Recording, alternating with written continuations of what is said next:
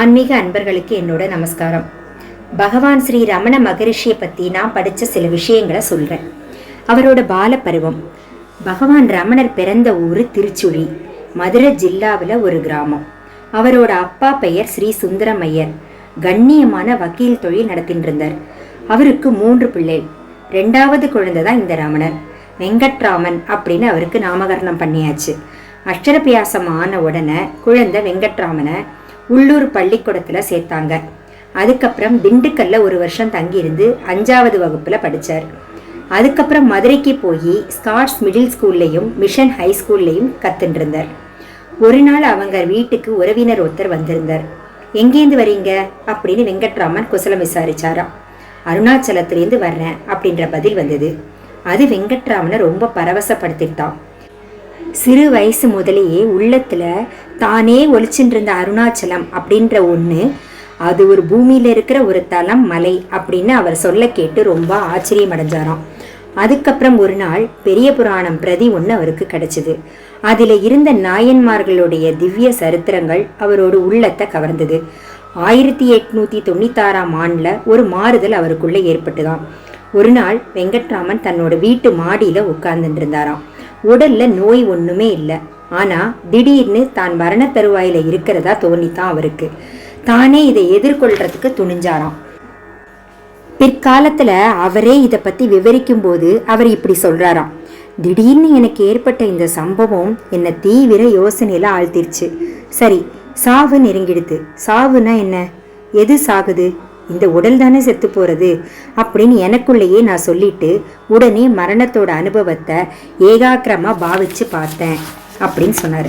அதோட பிணம் போல விரைக்கிற மாதிரி கை கால்களை நீட்டி படுத்துட்டேன். சரி, இந்த உடம்பு செத்துருத்து அப்படின்னு உள்ளுக்குள்ளேயே சொல்லிட்டேன். இதை மயானத்திற்கு கொண்டு போய் எரிச்சிருவாங்க. இது சாம்பலா போயிடும். ஆனால் இந்த உடம்போட முடிவோட சேர்ந்து நானுமா இறந்துட்டேன். இந்த உடல் சப்தமற்று சலனமற்று இருக்கு. ஆனால் இந்த உடலுக்கும் அப்பார் கூட நான் அப்படின்ற என்னோட சொரூபத்தோட சக்தியும் துனியும் கேட்டுட்டே இருக்கே. அதனால நான் தான் ஆத்மா, உடலுக்குள்ள கட்டுப்படாத ஒரு வஸ்து அப்படின்ற ஒரு முடிவுக்கு நான் வந்தேன். இதெல்லாம் வெறும் மனத்தோற்றம் இல்லை, நிதர்சனமான உண்மை, நிதர்சனமான அனுபவம் அப்படின்னு எனக்கு தெளிவாக விளங்கிடுது. மரண பயம் சுத்தமாக பறந்து போயிடுது. படிப்பை கொஞ்சம் கூட நாடலை. வீட்டில் உள்ளவங்களை நினைக்கவே இல்லை. விளையாட்டும் சண்டையும் மறந்து போச்சு. எதுலையும் பற்றில்ல. சாந்தமும் வணக்கமும் நிறைஞ்சவராக ஆயிட்டேன். உணவை பற்றி கொஞ்சம் கூட கவலை இல்லை. நல்லதோ கெட்டதோ கிடைச்சத ருசி மனம் எதையும் கவனிக்காமல் சாப்பிட ஆரம்பித்தேன். படிப்புலையும் கவனம் செலுத்துறதில்ல. இது தெரிஞ்சுட்டு உறவினர்கள் வெறுப்பும் கோபமும் காட்ட ஆரம்பிச்சிட்டாங்க. ஆகஸ்ட் 29ஆம் தேதி இன்னைக்கு விஷயம் முத்தி போயிடுது. அன்னைக்கு வெங்கட்ராமன் நோட்டு புத்தகத்தை வச்சுட்டு ஒரு பாடம் எழுதிட்டு இருந்தாராம்.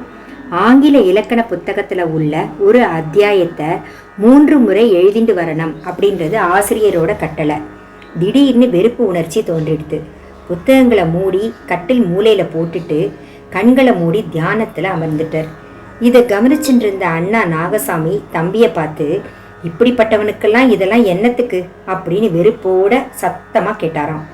சில நாட்களாகவே இந்த மாதிரியான கேள்விகள் வெங்கட்ராமனுக்கு சகஜமாயிடுது. அன்னைக்கு மட்டும் அந்த கேள்வி சுருக்குன்னு தச்சுதான். ஆமாம், வாஸ்தவம் தானே, எனக்கு இங்கே என்ன வேலை அப்படின்ற சிந்தனை வந்துடுது. அதே சமயத்தில் சில மாதங்களுக்கு முன்னால் கேள்விப்பட்ட அருணாச்சல திவ்ய கஷேத்திரத்தோட நினைவு அவருக்கு வந்தது. உடனே இருந்த இடத்தை விட்டு எழுந்து பள்ளிக்கூடத்தில் இன்னைக்கு ஸ்பெஷல் கிளாஸ் போயிட்டு வரேன் அப்படின்னு அண்ணன் கிட்ட சொன்னாராம். அப்படின்னா கீழே போய் பெட்டியை திறந்து ஒரு 5 ரூபாய் எடுத்துட்டு போ, என் காலேஜ் சம்பளத்தையும் கட்டிட்டு வா அப்படின்னு சொன்னாராம் நாகசாமி. உடனே ஒரு கடிதம் எழுதி ரூபாய் 2ஐயும் அத்தோட சேர்த்து நல்லா தெரியும்படியான ஒரு இடத்துல வச்சுட்டு ரயில் நிலையத்துக்கு புறப்பட்டுட்டாராம். கடிதத்தில் என்ன எழுதியிருந்ததுன்னா, நான் என் தகப்பனாரை தேடிக்கொண்டு அவருடைய உத்தரவின்படி இந்த இடத்தை விட்டு கிளம்பிவிட்டேன். என்னோட இந்த மாறுதலுக்கு யாரும் வெசனப்பட வேண்டாம். இதை பார்ப்பதற்காக பணமும் செலவு செய்ய வேண்டாம். உன்னோட சம்பளத்தை இன்னும் நான் செலுத்தலை. இதோட 2 ரூபாய் சேர்த்து வச்சிருக்கேன் இப்படிக்கு அப்படின்னு எழுதி வச்சுட்டு கிளம்பிட்டாராம். ரயில் நிலையத்தை அடைஞ்சப்போ நேரமாகிருது.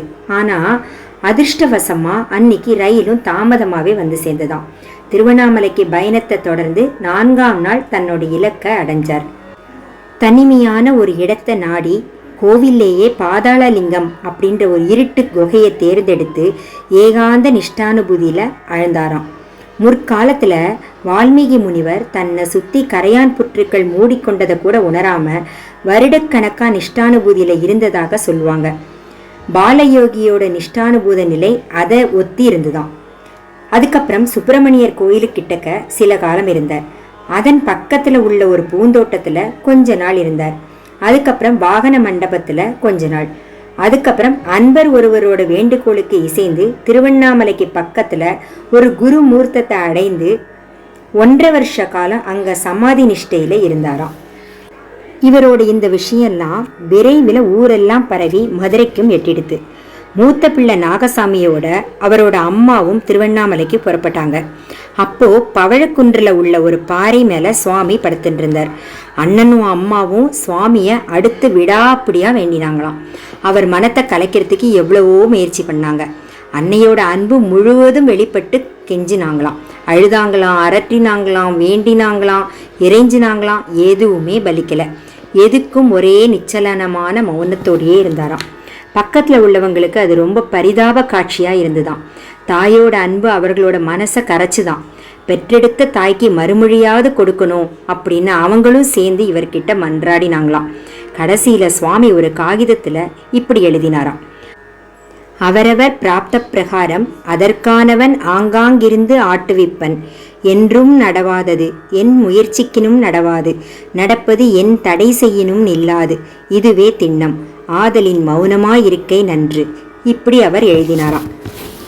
அதுக்கப்புறம் சுவாமிகள் மலை மேலே போய் குகைகளில் மாறி மாறி தங்கி வந்தாராம். விருபாட்ச குகையிலையும் இருந்தாராம். விருபாட்ச குகையில் இருந்தப்போ பக்தி ரசம் ததும்பக்கூடிய அருணாச்சல அட்சர மணமாலை அப்படின்ற துதியை அவர் அருளினாராம். சுவாமிகளை அடுத்துள்ள அடியார்கள் பிட்சைக்காக ஊருக்குள்ள போகும்போதெல்லாம் இந்த பாடலை பாடி வந்தாங்களாம்.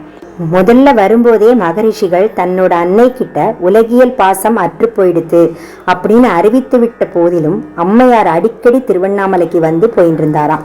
அதுக்கப்புறம் நிரந்தரமாகவே வந்து தங்க ஆரம்பிச்சிட்டாராம். சற்று விசாலமான ஸ்கந்தாசிரமத்தில் பகவான் வசிக்க தொடங்கியதுக்கு அப்புறம் அன்னை சமையல் கைங்கரியத்தை தாமே மேற்கொண்டு தரிசனத்துக்கு வந்த பக்தர்களுக்கும் அன்னமிட ஆரம்பிச்சாங்களாம்.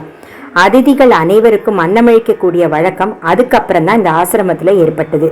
நாளுக்கு நாள் பக்தர்களோட தொகை அதிகரிச்சுட்டே வந்த போதிலும் இந்த வழக்கம் இன்னைக்கும் குறைவில்லாமல் நடந்து வருதான்.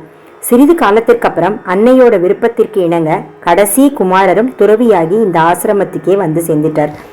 அழகம்மாளின் அந்திம காலத்துல 6 வருடங்கள் அமைதியாக கழிஞ்சுது. அன்னையோட முடிவு நெருங்க நெருங்க அன்னையும் பகவான் கிட்ட பூரண நம்பிக்கை வச்சு எல்லாத்தையும் தத்தம் செஞ்சிட்டாங்களாம். மகரிஷிகளே பக்கத்துல இருந்து அவருக்கு பூரணமான ஞானத்தை புகட்டினாராம். நோய்வாய்ப்பட்டிருந்த அன்னைக்கு 1922ஆம் ஆண்டு மே மாதம் 19ஆம் நாள் இறுதி நாளாயிடுத்து. மேல் மூச்சு கீழ்மூச்சு வாங்கக்கூடிய அன்னையோட மார்பில் வலது கையையும் தலையில இடது கையையும் வச்சுண்டு பகவான் நாள் முழுதும் கண் கொட்டாமல் உட்கார்ந்துட்டு இருந்தார். இரவு 8 மணிக்கு அன்னையோட பிராணன் இருதயத்தில் ஒடுங்கிடுது, அதாவது முக்தியுற்றது. மறுநாள் காலையில் சமாதி கிரியைகள் தொடங்கின. உறவினர்களும் வந்தாங்க. ஆயிரக்கணக்கான பக்தர்களும் வந்து கூடினாங்க. பகவானும் அவங்கள ஒத்தர் மாதிரியே காட்சியளித்தாராம். அன்னையோட புனித உடலை மலைக்கு தனியா உள்ள பாலி தீர்த்தம் அப்படின்ற இடத்துக்கு அன்பர்கள்லாம் எடுத்து போனாங்களாம். பிரதான வழிக்கு வடக்க ஒரு இடத்துல குழி தோண்டி திருமேனிய அதனுள்ள இருத்தி விபூதி கற்பூரம் உப்பு போன்றவற்றை அதன் மேல குவிச்சாங்களாம். அதன் மேல சமாதியும் கட்டி மகரிஷிகள் திருக்கரத்தால அதுக்கு மேல லிங்கம் ஒன்று ஸ்தாபிச்சாராம். மாத்ருபூதேஸ்வரர் அப்படின்ற பெயரோடு விளங்கக்கூடிய அந்த லிங்கத்துக்கு இன்னைக்கும் சிறப்பாக பூஜை நடைபெற்று வருகிறது. இது ரமண மகரிஷியை பற்றி நான் படித்த ஒரு சில விஷயங்கள். பிடிச்சிருக்கும்னு நினைக்கிறேன். பிடிச்சிருந்தா கமெண்ட் பண்ணுங்கள். நன்றி.